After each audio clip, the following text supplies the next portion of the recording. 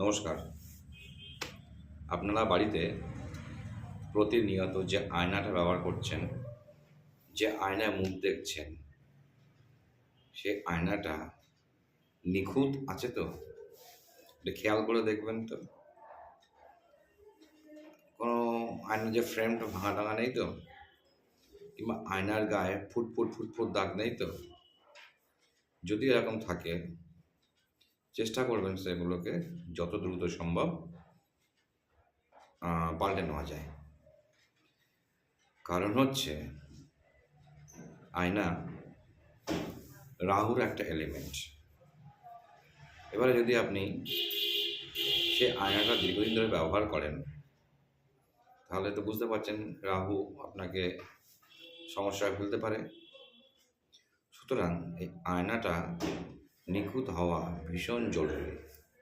কেউ ছোট আয়না ব্যবহার করে, পোর্টেবল আয়না, কারোর আবার শোকেসের গায়ে আয়না লাগানো থাকে, কারোর আলমারির গায়ে আয়না লাগানো থাকে, কারোর ড্রেসিং টেবিলের গায়ে আয়না লাগানো থাকে।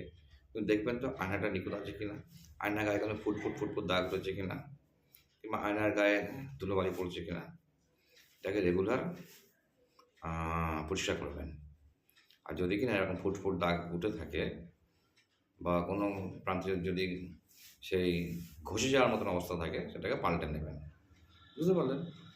এবারে দেখুন, যদি কিনা এরকম থাকে, কী হয় বলুন তো?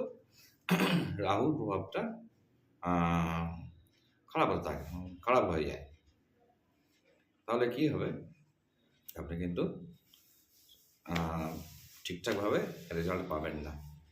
সুতরাং এই জায়গাটা যদি আপনি একটুখানি আ মডিফাই করেন, যদি আপনি আয়নাটাকে চেঞ্জ করেন, তাহলে দেখবেন রাহুটা কিন্তু অনেকটা অ্যাক্টিভেট হয়ে যাবে। তাহলে আপনি মোটামুটি দেখবেন, একটুখানি খেয়াল করে টুকটাক যে সমস্যাগুলোর মধ্যে আছেন, সেগুলো সহজে সেখান থেকে বার হতে পারবেন। একটু ধার দেনা জড়িয়ে গেলেন, কিংবা হয়তো ফ্যামিলির মধ্যে একটা অশান্তি আছে, এগুলো থেকে অনেকটাই মুক্ত হতে পারবেন যদি কিনা এই আয়নাটা আপনি চেঞ্জ করেন। এবারে দেখুন, কোনো সময় দেখা গেল আপনি নার্ভাস হয়ে যাচ্ছেন। মানে মনের জোর আপনার কমে যাচ্ছে। তখন কী করবেন বলুন তো? আ ৩ মিনিট মতন সময় নেবেন। সময়টা নিয়ে আপনি আয়নার দিকে তাকিয়ে থাকবেন। স্থিরভাবে তাকিয়ে থাকবেন। আপনার চোখের পলক পড়তে পারে, কিন্তু আপনি তাকিয়ে থাকবেন। তাহলে দেখবেন আপনার একদম ইনস্ট্যান্ট আপনি রেজাল্ট পাবেন।